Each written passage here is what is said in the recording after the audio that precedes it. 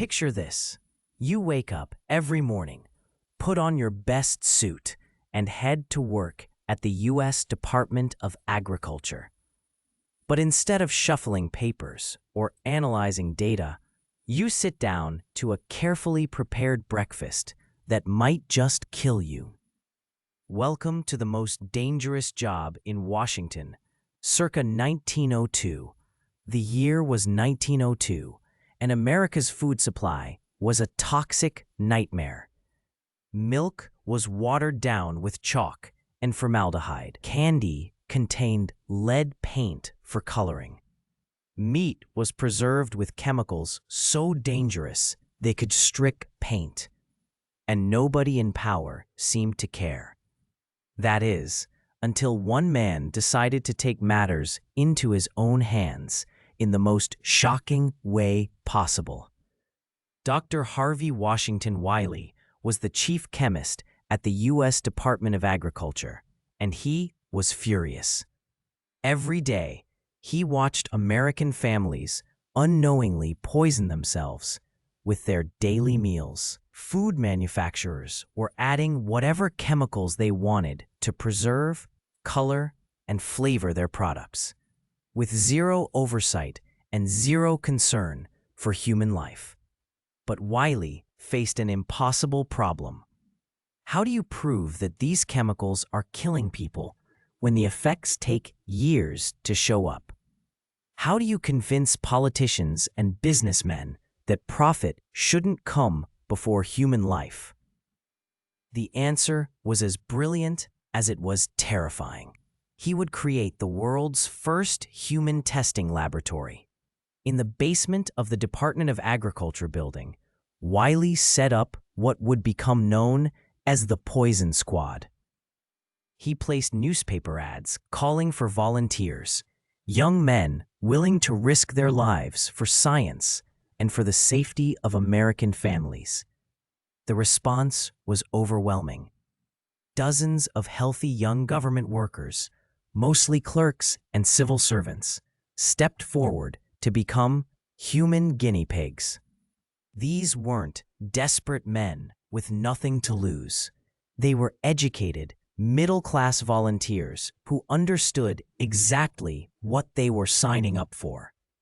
They would eat 3 meals a day, every day, laced with the same chemicals that were being pumped into America's food supply. And they would do it for free, motivated only by a desire to protect their fellow citizens. The dining room looked deceptively normal. White tablecloths, proper silverware, and meals that appeared perfectly ordinary. But appearances were deceiving. Each carefully prepared dish contained precise doses of chemicals like borax, salicylic acid, sulfurous acid, and formaldehyde. The same formaldehyde used to preserve dead bodies was being served for breakfast. Dr. Wiley meticulously documented everything: weight loss, stomach pain, nausea, kidney problems, nervous system damage. The volunteers kept detailed diaries of their symptoms, turning their own suffering into scientific data. Some days, the men could barely keep their food down. Other days, they felt fine, which was almost worse because it meant the chemicals were silently accumulating in their bodies. The press caught wind of the story and went wild. Newspapers across the country ran headlines about the Poison Squad, turning these brave volunteers into national heroes. The public was horrified and fascinated. Here was undeniable proof that their food was literally poisoning them, demonstrated by men who were willing to sacrifice their own health to expose the truth. Food manufacturers fought back viciously. They had millions of dollars at stake and weren't about to let one crusading scientist destroy their profits. They launched a propaganda campaign, claiming the chemicals were perfectly safe and that Dr. Wiley was a dangerous radical trying to destroy American business. They even tried to have him fired, But the evidence was mounting, and it was impossible to ignore. After 5 years of testing, Dr. Wiley had compiled an overwhelming case against the use of chemical preservatives in food.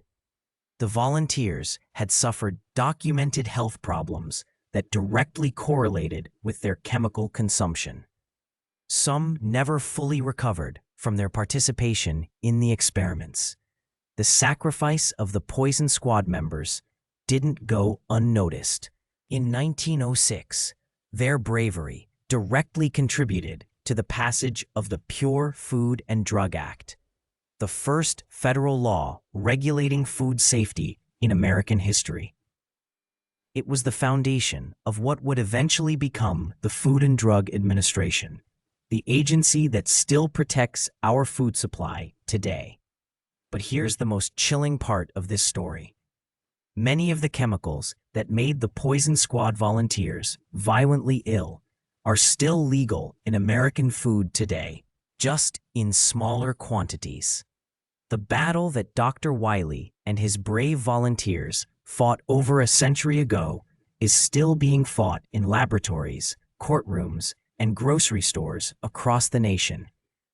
Those 12 brave men who sat down to breakfast every morning, knowing it might be their last, changed the course of American history.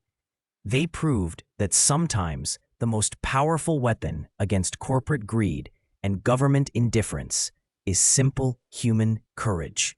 Their legacy lives on every time you read a food label, every time the FDA recalls a dangerous product, every time you can trust that your morning coffee won't literally kill you.